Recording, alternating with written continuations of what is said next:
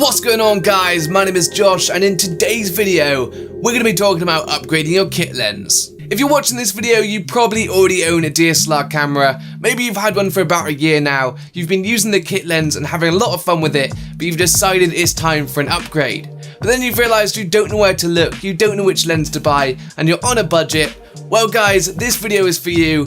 We're going to be looking at the Sigma 17-50mm f2.8.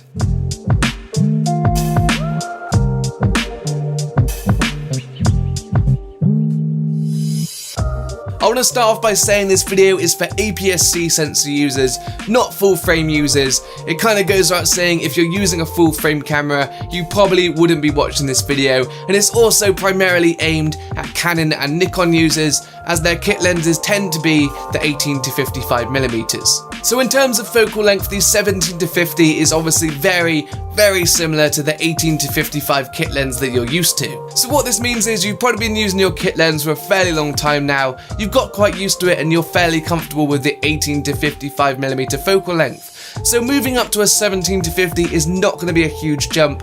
You're not going to feel out of your comfort zone and you're still going to feel very confident in getting those shots. Not only that, but 17-50 is a great everyday use focal length. You've got that fairly wide shot at 17mm, and if you want to get closer to your subject or maybe blur out the background, you can zoom into 50. Now obviously this isn't your only option for a lens in this focal length range. There are other options provided by companies such as Canon and Nikon. They both do a 17-55mm f2.8, but the main difference is the price. You can pick up the Sigma 17-50 right now, brand new, for just under £300, compared to the Canon 17-55 at £700 and the Nikon version at almost £1,500. The amount of money you're saving by picking the Sigma is absolutely ridiculous. Now obviously these more expensive options are going to have the slight advantage in terms of image quality, but in my opinion, if you're just upgrading your kit lens for the first time, there's not really much point spending all of that money on a lens like this, especially in this focal length range. So now we've talked a little bit about focal length and pricing, let's talk about build quality. So to start with, this lens is bigger and heavier than your kit lens. This might sound like a bad thing at first, I know what you're thinking. More weight is just going to make my camera even heavier, but guys, I can tell you right now, it's going to make it so much easier to get those steady shots when you've got a little bit more weight in your lens. The more weight you've got in your setup, the less camera shakes you're going to get. So the kit lens comes in at around 200 grams because it's mainly made of plastic, compared to the Sigma 17-50 coming in at 565 grams because it's made of high quality metals and glass. So obviously the 17-50 is over double the weight of your kit lens, but I can assure you it really isn't a heavy lens at all. It's just going to make it easier for you to get steady shots, you're going to feel more professional using it, and it's going to add some counterweight to your camera body. So when it comes to focusing, the focus ring on the 17-50 is nice and accurate, and it's also quite loose, which is great for video work when you're using manual focus. On the other hand, the zoom ring is not the smoothest in the world, if I'm totally honest. However, it's going to be much better than the zoom ring on your kit lens, and at this price for a lens, you can't really be complaining. The autofocus on the lens is fast and responsive, and also quite quiet, which is great for video work. If you're going to be taking video work seriously, you're probably going to be using manual focus most of the time, but it's nice to have that good autofocus as a backup if you want to film yourself like I am right now. I tested the autofocus with my Canon 80D with face tracking, just walking towards away from the camera, and as you can see, it held up well. It was very responsive, it tracked me well, there wasn't much hunting, and it was also fairly quiet. So the main advantage to this lens, and the reason why I think it's the best lens you can upgrade your kit lens with, is its constant aperture of f2.8. For anyone that doesn't fully understand f-stop, basically the lower your f-stop is, the more light is let into the lens and the less things are in focus, and the higher your f-stop is, the less light is let into the lens and the more things are in focus. So what's great about having a constant aperture of f2.8 is that you can zoom in and out in your lens to your heart's desire, and your f-stop is never going to change. Comparing this to the variable aperture of f3.5 to 5.6 that your kit lens has, when you zoom in and out on the kit lens, it's going to go darker when you zoom in and it's going to go lighter when you zoom out. Not only that, but it can only go down to f3.5, which is going to hinder your creative and artistic options when it comes to blurring out the background. What's great about being able to go down to f2.8 is that you can get that nice creamy background blur that's going to make your footage look even more professional and cinematic. Not only that, but f2.8 lets in a lot of light, so it's also going to help you out in low light situations. I've put some example footage on screen from a nightclub that I shot recently, and as you can see, the footage stays crisp, it's not too dark, and I only had to bump my ISO up to about 800 and there's still not much grain in the image.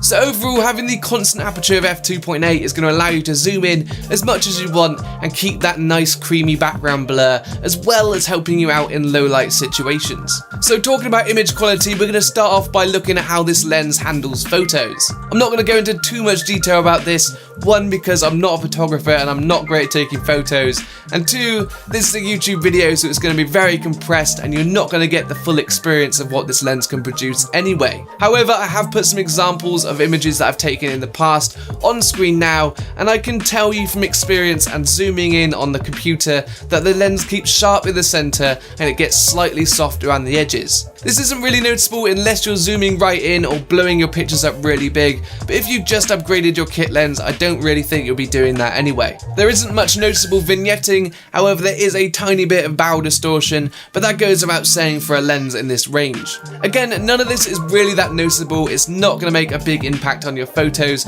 and most of it is very easy to get rid of in a program such as Lightroom. So in terms of video, the lens produces very sharp footage, and having that low aperture of f2.8 allows you to get that nice creamy background blur and also record in low light situations. Not only that, but the lens features built-in image stabilization, which is great for video work, especially when shooting handheld, to get rid of those micro shakes. Here's an example of the video capabilities of the lens that I took the other day. It's nothing special, it's just me, a tripod and a skateboard, and it's just meant to show off the quality of the footage.